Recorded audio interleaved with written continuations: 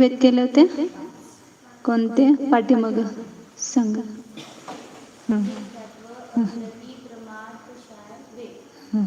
वेद कशाने योग. प्रमादाचे किती भेद केले? श्रद्धा सांगा कोणते?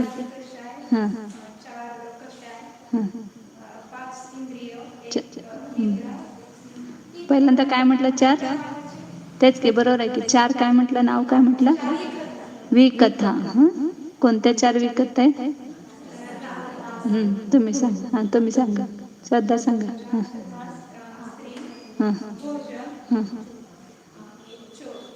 चोर कथा आणि राजकथा हे 4 विकथा आहेत. आणि याला काय म्हटलेलं आहे? प्रमाद. कशाय किती आहे? 4 किंवा 25 कशा मागे घेतलं तर ते पण कधी कधी घेतात. आश्रवचे ज्यावेळेला 57 भेद सांगतात, आश्रवाचे ज्याला 57 भेद घेतात ना, काय काय याच्यामध्ये ते 12 भावनेमध्ये पण येते आश्रव 57 को, त्या मोठ्या 12 भावनेमध्ये. तर त्याच्यामध्ये त्याला प्रमाद घेत नाहीत. 57 कसे होतात ते? कडू मॅडम,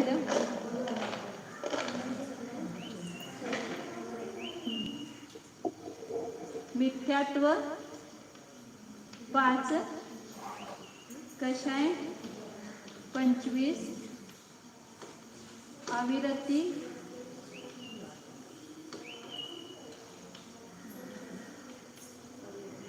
अविरती 5च घेतलं तिथं.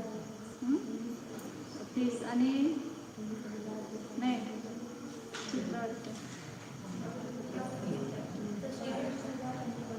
आणि योग 15,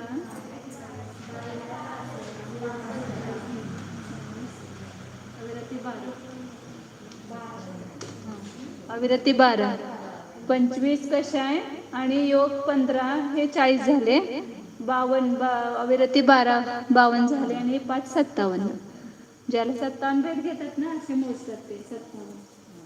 कधी कधी कसे 57 झाले लक्षात येत नाही. आपण प्रमाद पण धरतो त्याच्यामध्ये.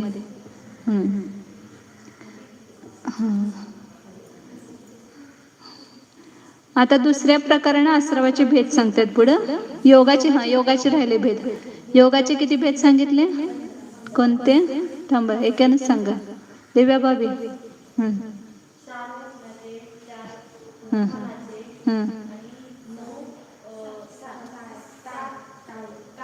7 काय योग. मनोयोगाचे कोणते सांगितले?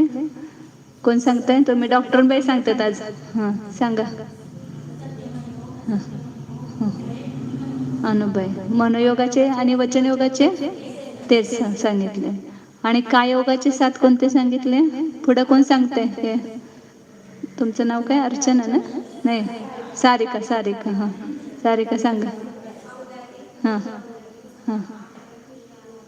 मिश्र आहारक. अगोदर मिश्र म्हणायचं नाही, नंतर म्हणायचं आहारक. आहारक मिश्र. वैक्रिक मिश्र. आणि विग्रहगतीमध्ये कोणता योग असतो? कार्मणका योग. असे 7 योग. औदारिक मिश्र कुणाला असतो? काय योग? औदारिक काय आणि औदारिक मिश्र काय योग? मनुष्यांतर यांच्याना. आणि वैक्रिक आणि वैक्रिक मिश्र नारकींना. आणि आहारक मिश्र मुनींना असतो. आणि कार्मणका योग विग्रहगतीमध्ये असतो. असे 7 काय सांगितले. आणि हे सगळे कशाचे कारण आहेत? आश्रवाचे. म्हणजे योग करणं पण चांगलं आहे का? त्याच्यामुळे काय होतोय? कर्माचा आश्रव होतो. कशामुळं? म्हणजे हे सगळे आश्रवाचे भेद आहेत. आणि आश्रव म्हणजे काय आहे? कर्म येणं. आणि कर्म आल्यामुळे काय होते? आत्म्याशी ते बद्ध होऊन राहतात. म्हणून हे आश्रव आणि बंध हे दुःखरूप आहेत. आश्रव शिकून, बंध शिकून शेवटी काय श्रद्धान करायचं आपल्याला? की आश्रव आणि बंध सोडायचंय आपल्याला. हे आहे बंधाला कारण आहेत, आपल्या दुःखाला कारण आहेत. म्हणजे जे आपण हे भाव करतोय आता, विकथा करतोय, 4 चौघी मिळून काय करतो आपण? हे भोजन कथा वगैरे करायला लागले, म्हणजे हा आश्रव आहे. हे आपल्याला तिथे लक्षात यायला पाहिजे. आणि जेवढं आश्रवापासून आपण वाचता येईल तेवढं आपल्याला वाचवण्याचा प्रयत्न करायचा. जेवढं आपलं जीवनामध्ये आश्रव थांबतील तेवढं आपण कर्मापासून काय होत जाऊ, मुक्त होत जाऊ. म्हणजे क्रमाक्रमाने आहे ना, त्या दिवशी पहिल्यांदा मिथ्यात्व आश्रव बंद करायचा. मग तो आता करू शकतो की नाही आपण? आता तुम्ही काही न सोडता, काही सोडायचं नाही, तरी सुद्धा आपण मिथ्यात्वरूपी आश्रवापासून वाचू शकतो. तर त्याच्यासाठी काय करायला पाहिजे सांगितलं? फक्त आपली मान्यता जी चुकीची आहे ती सोडायची. पहिल्यांदा काय सोडायचं? गृहीत मिथ्यात्व. त्याच्यानंतर अगृहीत मिथ्यात्व. पहिला खोट्या देवशास्त्र गुरूंचं श्रद्धान सोडायचं. ते आपण ह्या घटकेला पण सोडू शकतो. आणि ते सुटल्यानंतर मग अंतरंगामध्ये जी काही सूक्ष्म मान्यता आहे, सातत्वासंबंधी विपरीत मान्यता, ती पण काय करायची आपण? शास्त्राच्या अभ्यासानं. आता खूप प्रवचनसारमध्ये छान चाललंय की आगमाचा अभ्यास करायलाच पाहिजे. का करायला पाहिजे? कारण जोपर्यंत आगमाचा अभ्यास करत नाही तोपर्यंत आपल्याला पदार्थाचा निश्चय होत नाही. आणि पदार्थाचा निश्चय झाला नाही तर आपण उपयोग आपला विशुद्ध कसा होणार? कसा एकाग्र करणार? सम्यक दर्शनाची प्राप्तीच होणार नाही. म्हणून त्या ठिकाणी आगमाचा अभ्यास हाच खरा उत्कृष्ट व्यापार आहे. असं खूप छान चाललंय. तर तुमच्या भाग्यात नाही ते माहित नाही मला ऐकायचं, परंतु खूप सुंदर वर्णन आहे. सगळ्या 10-12 गाथा तर छान छान आहेत सगळ्या. पुढे आता आश्रवाच्या दुसऱ्या प्रकारानं भेद सांगतायत. म्हणजे फक्त शिकणं आपल्याला पाठ करण्यासाठी नाहीये. आपल्या जीवनामध्ये बदल घडायला पाहिजे. आपल्या श्रद्धानामध्ये, आपल्या ज्ञानामध्ये, आपल्या चारित्र्यामध्ये बदल झाला तर ह्या स्वाध्यायाचं फळ मिळालं आपल्याला. आणि नुसतं पोपटपंची केली तर अशी किती वेळा आपण शास्त्र शिकलो. आपल्या जीवन बदलण्यासाठी हे स्वाध्याय, एवढं लक्षात ठेवायचं. श्रद्धा, ज्ञान, चारित्र्य हे 3 आपले साधन असे आहेत की त्याच्याद्वारे तुम्ही संसारात पण बुडू शकताय आणि त्याच्याद्वारे तरू पण शकताय. जर ते उलटे झाले तर संसारात बुडणार, आणि ते जर सुलटे झाले तर मोक्षाचा मार्ग मिळणार. तेच श्रद्धा, ज्ञान, चारित्र्य हेच 3 गुण संसाराला पण कारण आहेत आणि तेच मोक्षाला पण कारण आहेत. ते जर श्रद्धा, ज्ञान, चारित्र्य सम्यक असेल तर मोक्ष मार्ग आहे, आणि तेच उलटे झाले तर सदृष्टी ज्ञानवृत्तानि धर्मम धर्मेश्वरा विदुः. आणि यदीय प्रत्यनिकानी भवंती भवपद्धती. किती सोपं रत्नकरण शावकाचार. माझं ते पण इच्छा होती तुम्हाला छडाला झाला की रत्नकरण शावकाचार चालू करायला सांगायचं महाराजांना म्हणून, की सम्यक दर्शन, सम्यक ज्ञान आणि सम्यक चारित्र्य हे तिन्ही मिळून धर्म आहेत. आणि हे जर उलटे झाले यदीय प्रत्यनिकानी तर ते संसाराचा मार्ग आहे. मग आता आपले श्रद्धा, ज्ञान, चारित्र्य कुठीकडे चालले बघायचं. आपलं उलटीकडे चाललंय का सुलटीकडे चाललंय? मग ते उलटे चालले तर सगळं संसाराला कारण लागलेलं आहे. आणि तेच बदलायचं. फक्त आपलं बदलायचं काय? धर्म म्हणजे काय लक्षात येत नाही आपल्याला. आपली श्रद्धा समीचीन करणं, आपलं ज्ञान समीचीन करणं आणि आपलं चारित्र्य सम्यक करणं हेच धर्म आहे. धर्म करायचं म्हणजे दुसरं तिसरं नुसते क्रिया करणं म्हणजे धर्म नव्हे. तर पुढे काय सांगतायत? आता आश्रवाच्या दुसऱ्या प्रकारानं भेद सांगतायत. सांप्रदायिक आश्रव आणि इर्यापत आश्रव.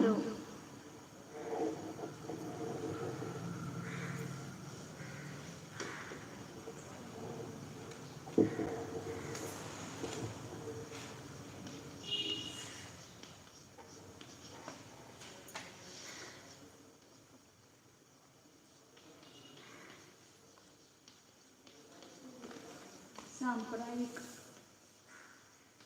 आणि इर्यापत.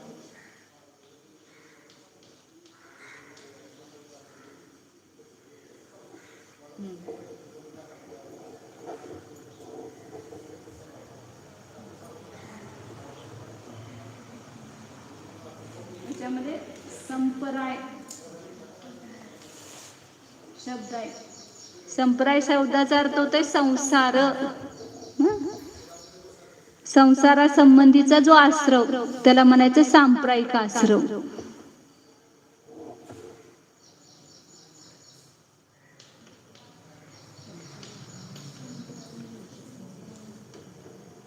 म्हणजे कशाय सहित जीवांना जो आश्रव होतो सगळा तो सांप्रदायिक आश्रव आहे. जोपर्यंत कशाय आहे तोपर्यंत सांप्रदायिक आश्रव चालू आहे. म्हणजे संसारासंबंधी आश्रव चालू आहे. म्हणून तर सांगितलं बघा व्याख्या. हा सारिका वाचा. हम्म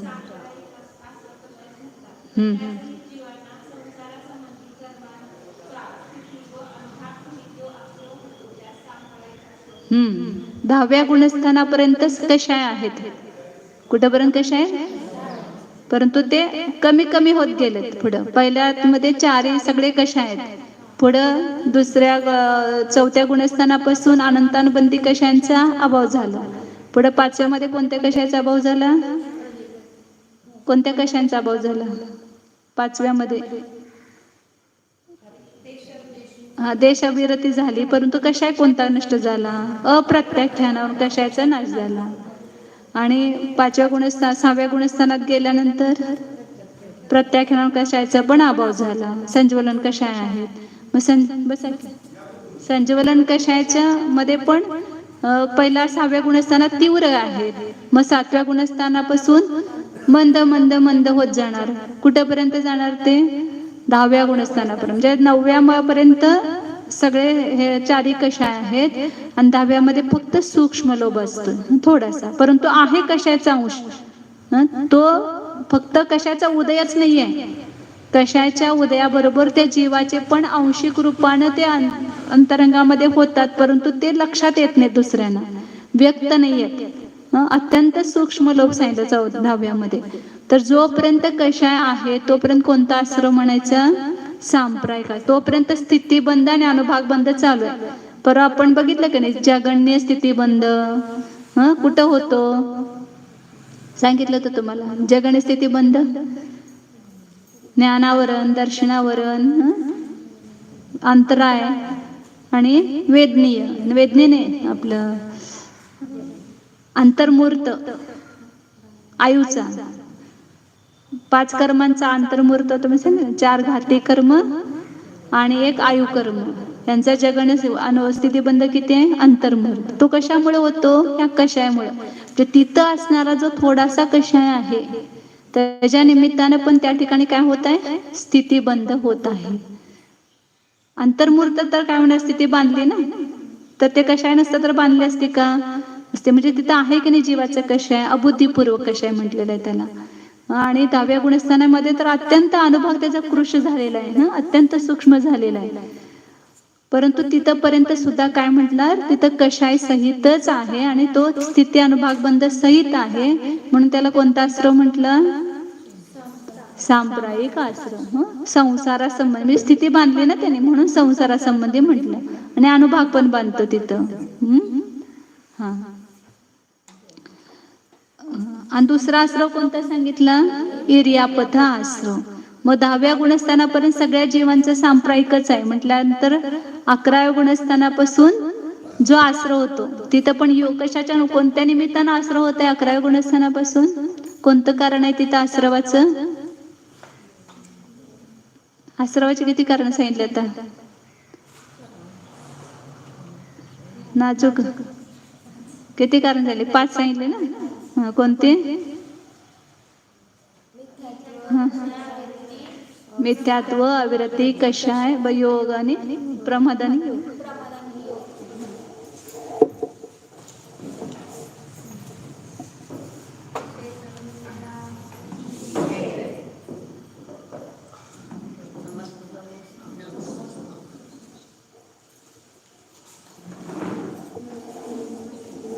नमस्कार.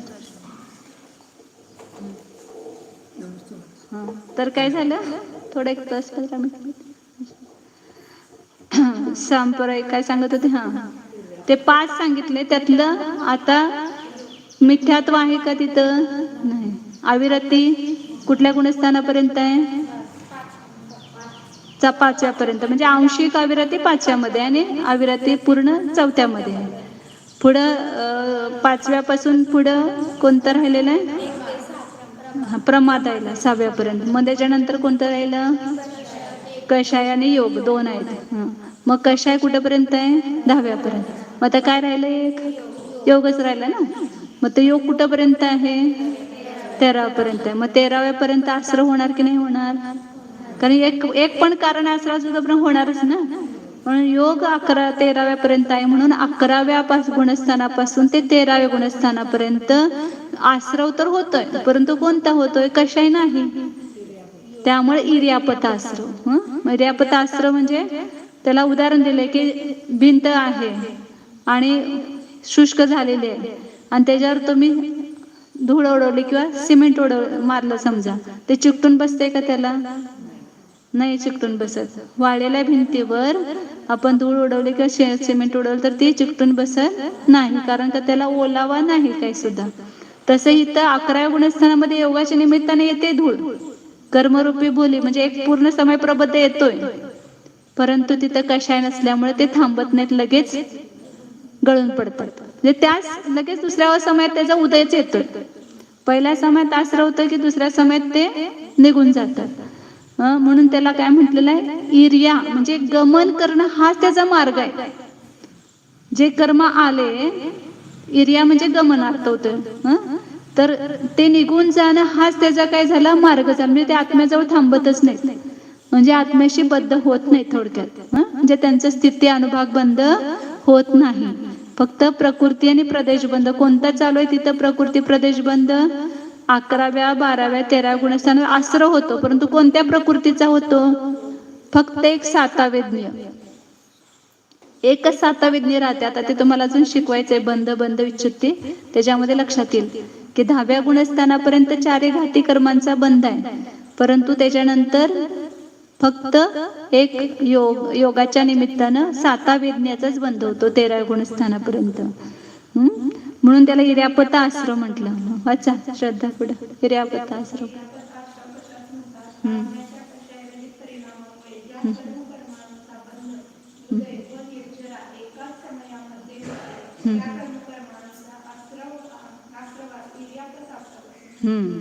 कषायरहित असल्यामुळे, कषायरहित परिणामानं जो बंध होतो तो इर्यापत बंध. कषायरहित परिणामाने जो आश्रव होतो त्याला इर्यापत आश्रव म्हणतात. मग हा कुठं होणार? फक्त 11व्या पासूनच. नाहीतर आम्ही म्हणणार आम्हाला कशाय नाहीत अजिबात बंद होत नाही. महाराजांना बंद होतोय की नाही? कुठपर्यंत सांगितलं तर 10व्या पर्यंत कशा आहेत, तर तिथपर्यंत आश्रव बंद आहेच. इथं पण आश्रव बंद आहे, परंतु तो कसा आहे? त्याची निर्जरा पण होते त्या समयामध्ये. एक समय सुद्धा थांबत नाही ते कर्म, म्हणून त्याला काय म्हणायचं? इर्यापत आश्रव.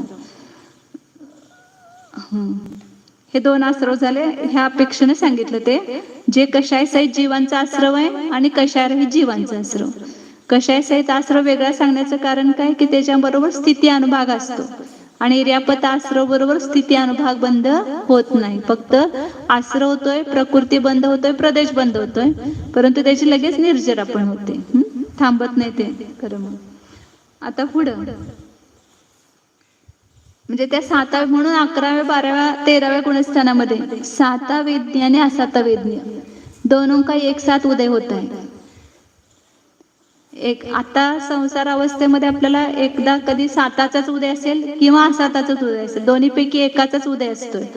परंतु 13व्या गुणस्थानामध्ये कसं आहे, त्या ठिकाणी हे सातावेदनीय बंद होतोय, परंतु त्याची निर्जरा पण उदय पण या लागलाय ना लगेच. त्यामुळं पूर्वीच्या असाताचा उदय चालू असेल त्यावेळेला आत्ता बांधलेला साताचा उदय, अशा दोन्हीचा उदय एका वेळेला असतो. कुठं? 11, 12, 13 गुणस्थानामध्ये.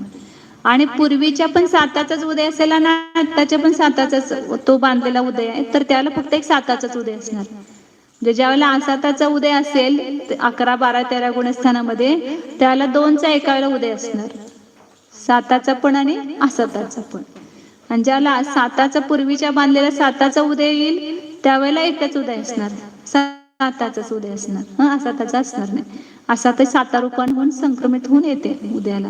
परंतु नुसते असाताचा पूर्ण उदय येतोय 11, 12, 13, 14 गुणस्थानात. असं नाही की फक्त साताचाच उदय त्यांना चालू आहे. तीर्थंकर प्रकृती असून सुद्धा त्यांना सुद्धा असाताचा उदय आहेच, कारण असा उदय सारखा बदलत असतो पूर्वीचा, परंतु त्याची शक्ती अत्यंत हीन झालेली असल्यामुळं तो उदय व्यक्त दिसत नाही असाताचा. जे बांधलेलं कर्म आहे ते कोणत्या ना कोणत्या रूपानं फेडावंच लागतंय. मग बांधायचं काय ते लक्षात आपण ठरवायचं. कर्म बांधलं तर ते फेडायला कोणाला लागणार? मोक्षाला तोपर्यंत सुटका नाही.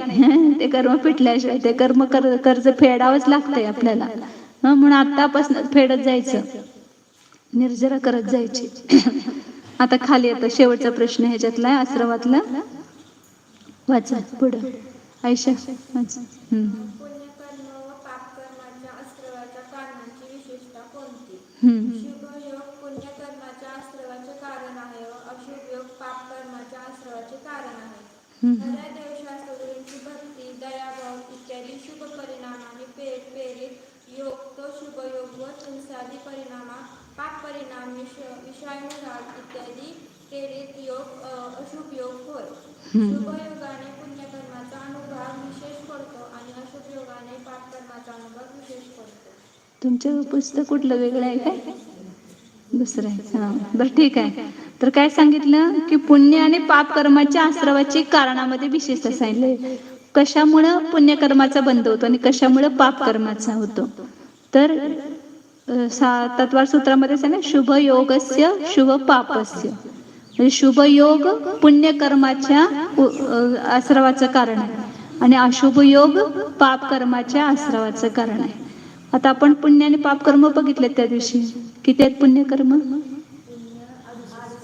आणि पाप कर्म? 100 आहेत. मग त्या पाप प्रकृती 100 प्रकृती आहेत. तर त्याचा बंध कशाच्या होणार? अशुभ योग. आता अशुभ योग म्हणायचं कशाला आणि शुभ योग म्हणायचं कशाला? तर शुभ परिणामांच्या द्वारे जो योग होतो त्याला काय म्हणायचं? शुभ योग. जे आपले शुभ परिणाम असताना जे काय मनवचन कायची क्रिया घडते त्याला कोणता योग म्हणणार? शुभ योग. जसं आहे हिंसा न करणं, दया पाळणं, ही आपण क्रिया केली शुभ परिणामपूर्वक. खोटं बोललो नाही म्हणजे वचनाची पण अशुभ क्रिया नाही केली तर तो अशुभ वचन योग. खोटं बोललं तर तो अशुभ वचन योग झाला आणि सत्य बोललं तर शुभ वचन योग. अहिंसाचं पालन केलं आणि हिंसा केली नाही, हिंसा केली तर तो अशुभ काय योग होणार. आणि मनाने समजा हिंसा केली तर काय होणार? तो अशुभ मनयोग होणार. आणि बाहेर आपण कोणत्याही जीवाची विराधना केली नाही तर काय योगामध्ये घेणार त्याला आपण? अशुभ काय योग. विराधना केली तर काय योग? अशुभ काय योग. आणि दया पालन केले तर शुभ काय योग. तर तिथं शुभ परिणाम पूर्वक जो आपला योग होईल त्याला काय म्हणायचं? शुभ योग. आणि अशुभ परिणाम पूर्वक होईल तर आता तुम्ही येऊन अष्टद्रव्य घेऊन येऊन पूजा केली, कोणता योग झाला? शुभ योग. परंतु तिथं हे पण लक्षात ठेवायचं की शुभ परिणाम पूर्वक व्हायला पाहिजे. नाहीतर ती शुभ क्रिया नुसती झाली आमची परंतु परिणाम काय आहेत? कोणासंबंधी तरी ईर्ष्या द्वेष चालू आहे अंतरंगामध्ये. आपल्या जावे संबंधी, नंदे संबंधी, सासू संबंधी, आणि तर पूजा चालू आहे आपली मनामध्ये. असं का त्याने केलं, मला असं म्हणायला नको पाहिजे होतं, मला सारखं असंच करत असतात, असा परिणाम चालू आहेत आपले. तर कुठला योग आहे तो? म्हणजे परिणाम शुभ पाहिजेत आपले. शुभ परिणामानं तो योग शुभ होतो. म्हणून लक्षात ठेवायचं, घरामध्ये सगळे आपल्याला हे प्रसंग येतात परंतु हे तत्वज्ञान आपल्याला तिथं उपयोगी लावायचं. हे जे काय शिकतो ना ते सगळं आपल्या घरात तुम्ही व्यवहार करत असताना हे सगळं लक्षात ठेवायचं, विसरायचं नाही. ह्याचं फळ ते मिळालं पाहिजे की शांती आपल्याला घरामध्ये. असं आपल्या घरात पाहिजे की कोणी काही म्हटलं तरी आपण काय करायचं नाही, त्याने मला म्हटलं मग आपण संकलेश सगळे सुरू केले, त्याने म्हटल्यानंतर संकलेश परिणाम आम्ही केलं तर बंद कुणाला होणार? त्यांना होणार काय मला होणार? मग माझ्या परिणामानं मला बंद होतोय तर माझे परिणाम मला कसे ठेवायला पाहिजेत? शांत विशुद्ध परिणाम. काय म्हटलं तर आपल्याला काही सुद्धा फरक पडत नाही. त्याच्यावर त्याने म्हटलं आपली चूक असेल तर ती चूक आपण सुधारायची. मोठ्याने काहीतरी म्हटलं आपलं चुकतंय म्हणून म्हणतात, मग त्यावेळेला आपण काय करायचं तिथे विचार की माझं चुकलंय म्हणून त्याने मला बोलले, मग मला माझी चूक सुधारायला पाहिजे. काल आत्मानुशासन मध्ये आलं होतं एक श्लोक, आजही आहेत. कोणी विवेकी लोकांनी आपल्याला एक चूक सांगितली तर ती सदुपदेशाप्रमाणे ती ग्रहण करायला पाहिजे आणि ते आपल्या प्रीतीला कारणीभूत व्हायला पाहिजे की त्यांनी खरोखर मला एवढासा दोष सांगितला माझा तर माझ्या जीवनात किती सुधार झाला. जसा सदुपदेश गुरूंचा आपण ग्रहण करतो तसं दुसऱ्याने सांगितलेली चूक आपण त्या ठिकाणी ती स्वीकारायला पाहिजे, स्वीकारलं पाहिजे. आणि कोणी अज्ञानीने आपली स्तुती केली खूप, तर तिथं आपल्याला तिथं उलट ती आपल्या आनंदाला कारण व्हायला नको. कारण अज्ञानीची स्तुती केलेली ती खरी स्तुती आपली नव्हे. आणि ज्ञानीने आपल्याला दोष सांगितला तरी सुद्धा तो सदुपदेशाप्रमाणे आपल्यासाठी हितकारी आहे आणि तो आपल्याला प्रीतीला कारण व्हायला पाहिजे. म्हणून घरात समजा मोठे आपल्याला काही म्हटले तर तिथं त्यांचं कधी आपण लावून घ्यायचं नाही. ते जे सांगतात ते आपल्या चांगल्यासाठी सांगतात. आणि ते आपला दोष होत असतो, त्यांनी सांगतात म्हणून तर आपली सुधारणा होते. आणि एखाद्या त्यांचा गैरसमज झाला पण असेल तर तो आपण त्यावेळेला शांतपणे ऐकून घ्यायचा आणि त्यांनाच ते लक्षात येत असते आपोआपच नंतर की आपण चुकून बोललो हे. जर आपण शांत राहिलो तर त्यांनाच आपलं आपण लक्षात येत असते. घरात शांती कशी ठेवायची ही स्त्रियांच्या हातात आहे. कुणाच्या हातात आहे? घर स्वर्ग बनवायचं की नरक बनवायचं हे आपल्या हातात आहे. स्त्री जर शांत असेल तर ते घर स्वर्ग बनते. आणि स्त्री जर संक्लेश परिणाम करत असेल, अशांतता, कशामध्ये तृप्ती नाही, सारखं रक रक रक असेल तर घरात पुरुषांना आल्यावर सुद्धा शांती मिळत नाही आणि घरातल्या लोकांना पण शांती मिळत नाही. म्हणून हे तत्वज्ञानाचं फळ आपले उपशम परिणाम हे त्याचं फळ आहे. म्हणून आपल्या जीवनामध्ये त्याचा फरक दिसायला पाहिजे. स्वाध्याय केले, शिकायला लागले, त्यामुळे यांचे परिणाम किती चांगले झालेत असं वाटायला पाहिजे. म्हणून काय सांगितलं तर शुभ परिणामाने हे लक्षात कशा. आणि कुणासाठी वागायचं चांगलं? स्वतःसाठी. आपलं जीवन चांगलं, आत्ताचं जीवन हे भाव सुद्धा सुधारायचं आणि पुढचा भाव सुद्धा आपल्याला सुधारायचा. आता आपण शुभ परिणाम करत गेलो तर काय होईल? आपल्या शुभ परिणामाच्या द्वारे शुभ प्रकृतींचा बंद होईल. मग आपोआप त्या शुभ प्रकृतींचा उदय आल्यानंतर आपल्याला सगळी अनुकूलता मिळणार. आता आपल्याला वाटतं की नाही, दुसऱ्यांचं बघून आपल्याला काय वाटतंय की त्यांच्यासारखं आपल्याला सगळी अनुकूलता पाहिजे, त्यांना सगळी किती अनुकूलता आहे आणि आपल्यालाच मिळत नाही. काय ना, अजून दुसऱ्यांना मुलं झाली, मला व्हायला पाहिजे. आकुलता करायची नाही अजिबात. आपल्या नशिबात जे असतंय तेच आपल्याला मिळतं. त्याच्याने भाग्यापेक्षा अधिक काही मिळत नाही आणि भाग्याच्या त्या कालाच्या अगोदर कधी मिळत नाही. ज्या वेळेला जसं आपल्या पुण्य पाप प्रकृतीचा उदय येतोय तसं आपोआप सगळं मिळत असतं. म्हणून शांती ठेवायची प्रत्येक गोष्टीमध्ये, कुठंच आकुलता करायची नाही. तर आपण ह्या शुभ परिणामाने काय करू? पुण्याचा बंद करू. आणि अशुभ परिणाम केले तर पापाचा बंद करणार. मग त्याचा आता आपल्याला कुठला तर थोडा सुद्धा पापाचा उदय सहन होतोय का? थोडी सुद्धा प्रतिकूलता ती पाप कर्माच्या उदयामुळेच आहे ना. मग पाप कर्माचा उदय नको वाटतोय आपल्याला अजिबात, थोडं सुद्धा नको. शरीरामध्ये काही रोग नको, आपल्या मुलांना काय व्हायला नको, आपल्या पैसा वगैरे त्याच्यामध्ये कुठं आपल्याला हे व्हायला नको, नुकसान व्हायला नको, असं सगळं वाटतंय. मग ही सगळी अनुकूलता कशाने मिळते? पुण्याच्या उदयानं मिळते. आणि पुण्याचा उदय कशामुळे येणार? पुण्याचा बंद केला असला तर येणार. म्हणून उदय आल्यावर विचार करायचा नाही, बंद बांधताना विचार करायचा. आता वर्तमानामध्ये माझे परिणाम जर सुधारले तर काय होणार? भविष्य काळातला बंध आपला सुधारणार. म्हणून आणि आता सुद्धा शांती मिळणार. आता पुण्य काय आपण दुःख करून पुण्य बनणार नाही. आता आपल्याला आनंद आला तरच पुण्य बंद होणार आहे. म्हणून आता प्रत्येक समयाला आपले परिणाम कसे सुधारतील आणि शुभ परिणामाच्या द्वारे आपल्याला पाप कर्माची काय करायचे? निर्जरा करायची आहे. म्हणून शुभ योग पुण्यकर्माच्या आश्रवाचं कारण आहे आणि अशुभ योग. आणि आपणच विवेक करायचा तिथं, आता माझे कोणते परिणाम आहेत तपासून बघायचं. मंदिरात आलोय तर सगळं विसरून जायचं. मंदिरात आल्यानंतर घरातलं कोणती गोष्ट लक्षात ठेवायची नाही. अशा प्रकारे आपले परिणाम सुधारायचे.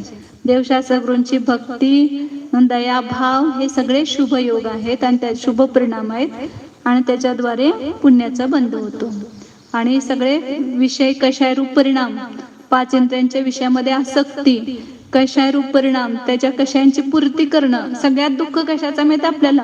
आपले कशाची पूर्ती नाही झाली की आपण दुःखी होतो आणि ते कशा पूर्ण करण्याचा प्रयत्न करतो. मला असं मनात आलं म्हणजे असं व्हायलाच पाहिजे आणि त्याचंच दुःख जास्त असते. आणि ते परिणाम आपले अशुभ आहेत, लक्षात ठेवायचं. त्याच्यामुळे पापाचा आश्रव होतो आणि त्याचा आश्रव झाला की बंद झाला. कशाय सहित आश्रव झाला की तिथं बंद नियमानं होतो. अशा प्रकारे या 2 प्रकारच्या आश्रवाचं संपलेलं आहे प्रकरण. आता यानंतर आश्रवाचे कार्यकारणाच्या अपेक्षेनं वर्णन करतात. तर त्याच्यासाठी कारणाचे कारण आणि चे प्रकार सांगतायत. कारण कशास म्हणतात आणि महाराज नाही बंद कर. पाहुण्याचे उद्यापासून घेऊया आपण हे. कारण कार्याचं सांगतात इथं पुढं. चांगलं आहे. पुढचं आता आहे ना, उद्या संपलं की कर्माच्या उदयादी अवस्थांचं स्वरूप छान, त्याच्यामध्ये सगळं करणाने योगाचं कर्माच्या 10 अवस्थांचं वर्णन केलं. उदय, उदीर्णा, उपशम, क्षय वगैरे. 2 मिनिटं.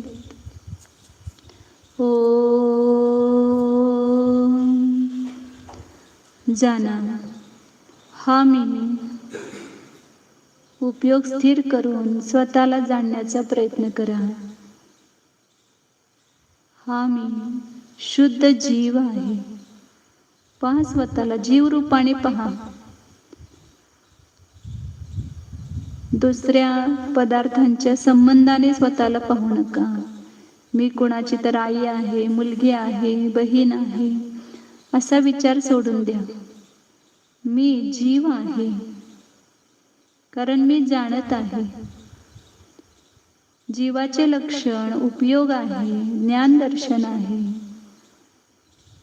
मी ज्ञानदर्शन संपन्न आहे, म्हणून मी जीव आहे. उपयोग स्वरूपी आहे. जाणा, उपयोग स्वरूपी आत्म्याला जाणण्यामध्ये आपला उपयोग लावा. उपयोग म्हणजे विचार, स्वतःचा विचार करा. ही वर्तमान पर्याय म्हणजे केवळ मी नव्हे. मी यापूर्वीही होतो, मी पुढेही असणार आहे. तिन्ही काळामध्ये हा मी एक रूपच आहे. ते आपल्या शाश्वत एक रूपतेला जाणा. चैतन्य हेच माझे एक रूप आहे. ते सदैव आहे, सर्व पर्यायामध्ये आहे. आत्ता पण आहे पहा अंतरंगामध्ये. हे चैतन्य विद्यमान आहे. हे सर्व चैतन्याचेच कार्य आहे. अनुभव करणे, जाणणे, पाहणे हे सर्व चैतन्यामुळेच होते. तरी आपल्या सर्वांच्या मध्ये हा चैतन्याचा परिणाम दिसून येतो. म्हणून मी चैतन्य स्वरूपी आहे याचा निर्णय करा. मी स्पर्श रस गंध वर्णमय शरीर नाहीच. शरीराचा आकार, प्रकार, रूप, रस माझे नाही. शरीराच्या आकारामध्ये असणारे जे चैतन्य आहे तो मी आहे. ससंवेदन सुव्यक्त, मी स्वसंवेदनाच्या द्वारे व्यक्त आहे. तनु मात्र, शरीर मात्र आहे परंतु शरीर रूप नाही. निरत्यय, नाश आणि रहित आहे. अत्यंत सौख्यवान आत्मा. मी अत्यंत सौख्यवान आहे, सुखी आहे. शुद्ध चैतन्य स्वरूप ज्ञानानंद स्वरूप टंकोत्कीर्ण ज्ञायक स्वरूप शुद्धोऽहम् एकोऽहम् ध्रुवोऽहम्